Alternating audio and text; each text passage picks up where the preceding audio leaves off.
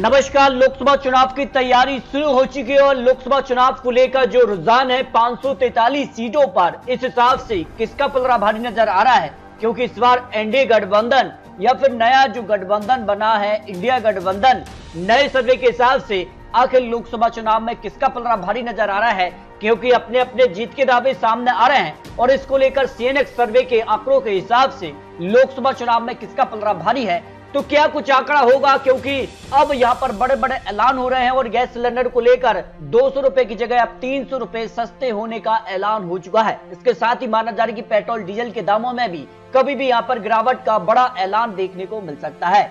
इसके अलावा अगर बात की जाए तो महिला आरक्षण बिल भी पास हो चुका है और ऐसे में महिला आरक्षण बिल का कितना फायदा भारतीय जनता पार्टी को मिल सकता है, क्योंकि 2024 की लड़ाई काफी महत्वपूर्ण मानी जा रही है। 2014 में जहां बीजेपी के साथ महिला वोट 29% रहे थे तो 2019 में 36%, लेकिन 2024 में क्या ये आंकड़ा और बढ़ेगा, क्योंकि महिला आरक्षण बिल पास होने के बाद काफी कुछ अब बदलाव देखने को मिल रहा है। तो सवाल है कि 2024 में हैट्रिक या वनवास पर गया विपक्ष की वापसी होगी, क्योंकि 2014 और 2019 में राहुल गांधी पूरे तरह से फेल नजर आए थे, क्योंकि या 2014 में केवल 44 सीटें और 2019 में 53 सीटें हासिल की थी, लेकिन 2024 में कितनी सीटें कांग्रेस पार्टी को मिलेगी, क्योंकि इस बार यहाँ पर नया गठबंधन बना है और इस गठबंधन में बड़े बड़े दल शामिल हुए हैं। तो ऐसे में कौन किस पर भारी होगा 2019 के मुकाबले 2024 में, क्या इंडिया गठबंधन की वापसी होगी, क्योंकि इस बार टीएमसी, डीएमके, जेडीयू, शिवसेना से उद्धव गुट, एनसीपी से शरद पवार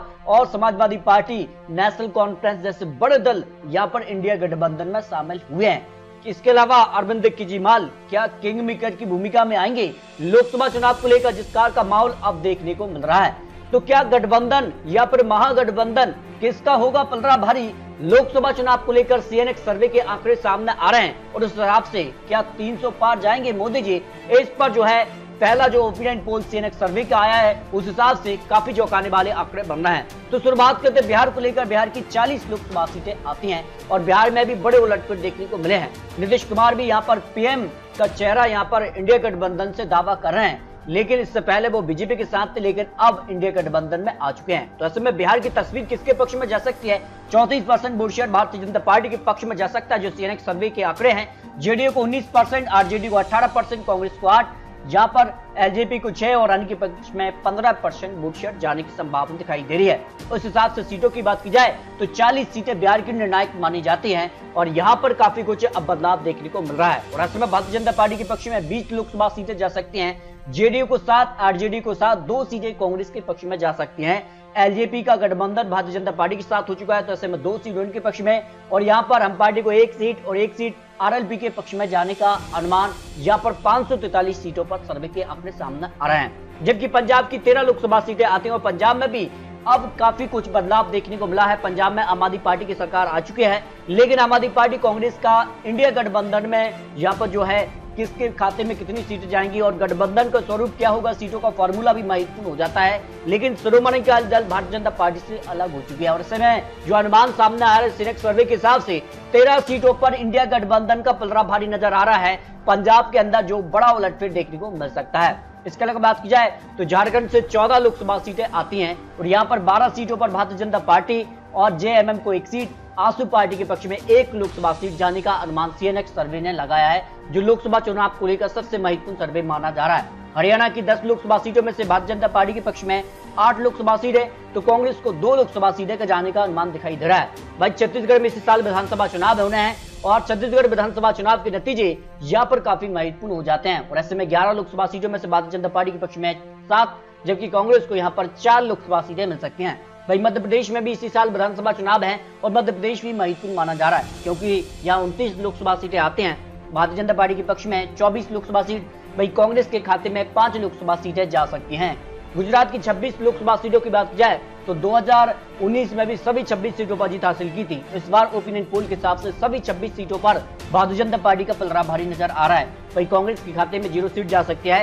कर्नाटक में हाल ही में कांग्रेस ने सरकार बना ली है, लेकिन कर्नाटक के 28 लोकसभा सीटों में से अब भारतीय जनता पार्टी को 20 लोकसभा सीटें और कांग्रेस को 7, 1 सीट जेडीएस के पक्ष में जा सकती है। लेकिन आपको बता दें कि कांग्रेस के लिए झटका लगा है, जेडीएस अब भारतीय जनता पार्टी के साथ गठबंधन कर चुकी है कर्नाटक को लेकर जो बड़ी खबर सामने आई है। जबकि महाराष्ट्र में भी बड़े उलटफेर हुए हैं। महाराष्ट्र में भी अब यहाँ पर 3 बड़े दल हैं और तीनों बड़े दलों में बड़ा उलटफेर देखने को मिला है। आपको बता दें कि यहाँ पर शिवसेना और यहाँ पर एनसीपी में टूट हुई है। यहाँ पर एक दल शिवसेना शिंदे गुट तो एक शिवसेना उद्धव गुट दल बन गया। भाई एनसीपी अजित पवार और एनसीपी शरद पवार में टूट चुके हैं। ऐसे में अब काफी कुछ बदलाव देखने को मिल रहे हैं। आपको बता दें कि भारतीय जनता पार्टी को 48 लोकसभा सीटों में से 20 लोकसभा सीटें मिल सकती हैं।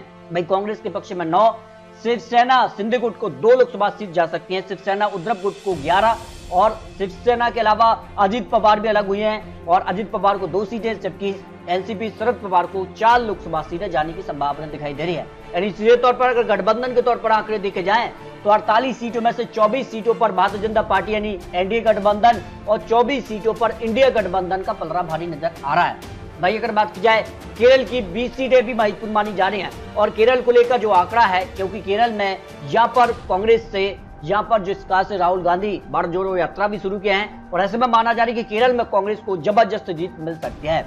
भाई अगर बात की जाए पश्चिम बंगाल की तो पश्चिम बंगाल भी महत्वपूर्ण माना जाता है और पश्चिम बंगाल के ममता बनर्जी यहाँ पर काफी बड़े उम्मीदवार के तौर पर देखी जा रही हैं और इससे पहले वो पीएम का चेहरा भी यहाँ पर सामने आ रहा था कि क्या उनको पीएम बनना चाहिए। इसके अलावा अगर बात की जाए तो पश्चिम बंगाल के 42 लोकसभा सीटें आती हैं। 2019 में सीधे तौर पर पश्चिम बंगाल में ममता बनर्जी और भारतीय जनता पार्टी के बीच कड़ी टक्कर देखने को मिली थी, लेकिन इस बार भारतीय जनता पार्टी को 12 लोकसभा सीटें जा सकते हैं। तृणमूल कांग्रेस को 29 और एक सीट पर कांग्रेस को जीत की संभावना दिखाई दे रही है। वहीं ओडिशा की 21 लोकसभा सीट की बात की जाए तो भारतीय जनता पार्टी को 8 लोकसभा सीट, कांग्रेस 0 सीट और यहाँ पर बीजू जनता दल के पक्ष में 13 लोकसभा सीट जाने की संभावना दिखाई दे रही है। उत्तराखंड की 5 सीटों पर भारतीय जनता पार्टी का पलड़ा भारी है। 2019 में भी 5 सीटों पर भारतीय जनता पार्टी ने जीत हासिल की थी। इस बार भी यहाँ पर जो है जीत मिल सकती है कांग्रेस के पाले में या 0 सीट जाने की संभावना दिखाई दे रही है। लेकिन सबसे महत्वपूर्ण माना जाता है उत्तर प्रदेश और उत्तर प्रदेश से 80 लोकसभा सीटें आती हैं और ये माना जाता है कि उत्तर प्रदेश से ही केंद्र को रास्ता जाता है। और यहाँ पर अगर बात की जाए तो 80 सीटों में से 70 सीटों पर भारतीय जनता पार्टी कमल खिलाती नजर आ रही है। समाजवादी पार्टी को 4, कांग्रेस को 2 और अपना दल को 2 सीटें और 2 सीटें अन्य के पक्ष में जाने का अनुमान यहाँ पर सीएनएक सर्वे के हिसाब से लगाया जा रहा है। वही तेलंगाना में भी इसी साल विधानसभा चुनाव होने हैं और तेलंगाना से 17 लोकसभा सीटें आती हैं और जिस कहा से यहाँ पर कर्नाटक के बाद अब तेलंगाना को लेकर भारतीय जनता पार्टी का बड़ा ऐलान है। तो यहाँ पर भारतीय जनता पार्टी को 6 लोकसभा सीटें जा सकती हैं, कांग्रेस को 2 और यहाँ पर बीआरएस के पक्ष में 8 लोकसभा सीटों की संभावना दिखाई दे रही है। वही आंध्र प्रदेश की 25 लोकसभा सीट की बात की जाए तो यहाँ बीजेपी को 0 सीट, कांग्रेस को 0 सीट, वाईएसआर के पक्ष में 18 लोकसभा सीट जा सकती है। आपको बता दें कि यहाँ पर कांग्रेस के साथ इनका गठबंधन हो सकता है।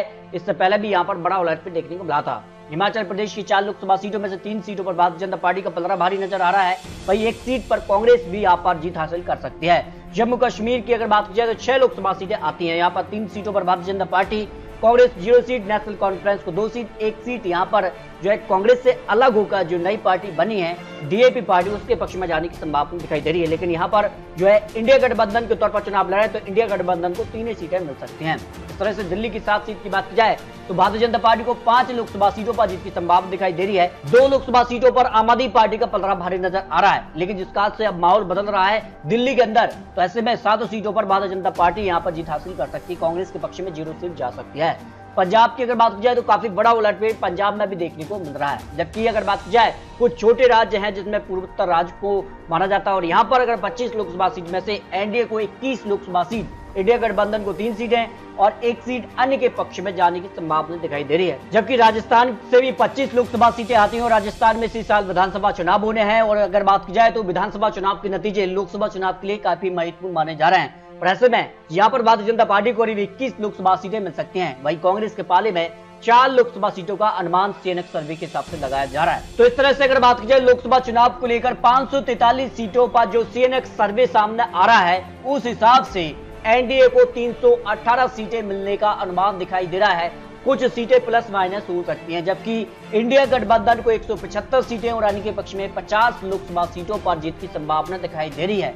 यानी आज अगर लोकसभा चुनाव होते हैं जो इंडिया टीवी सीएनएक सर्वे के आंकड़े सामने आ रहे हैं उस हिसाब से फिर एनडीए सरकार बनाता नजर आ रहा है। जबकि इंडिया गठबंधन की सीटों में बढ़ोतरी जरूर हो रही है, लेकिन यहाँ पर जो बहुमत का आंकड़ा 272 सीट है उससे पीछे नजर आ रहे हैं। ऐसे में आने वाले वक्त में और बड़े बड़े ऐलान यहाँ पर देखने को मिलेंगे और बड़े बड़े यहाँ पर चौंकाने वाले फैसले भी देखने को मिलेंगे, उसके बाद आंकड़े बदल सकते हैं। तो आपको क्या लगता है लोकसभा चुनाव को लेकर क्या प्रधानमंत्री मोदी जी एक बार फिर से हैट्रिक की तरफ बढ़ने जा रहे हैं और 350 सीटों का आंकड़ा क्या फिर से मिलेगा भारतीय जनता पार्टी को, या फिर जो नया गठबंधन बना है यूपी से बदलकर इंडिया गठबंधन जो बना है उसका यहाँ पर वापसी होगी, या फिर अन्य का क्या यहाँ पर आंकड़ा होगा? क्योंकि कुछ दल ऐसे भी हैं जो ना एनडीए से जुड़े हैं और ना यहाँ पर इंडिया गठबंधन से, तो काफी कुछ आने वाले वक्त में बड़े उलटफेर देखने को मिलेंगे। तो आपको क्या लगता है लोकसभा चुनाव में क्या भारतीय जनता पार्टी की सरकार बरकरार रहेगी या फिर कांग्रेस अन्य मिलकर वापसी करेंगे?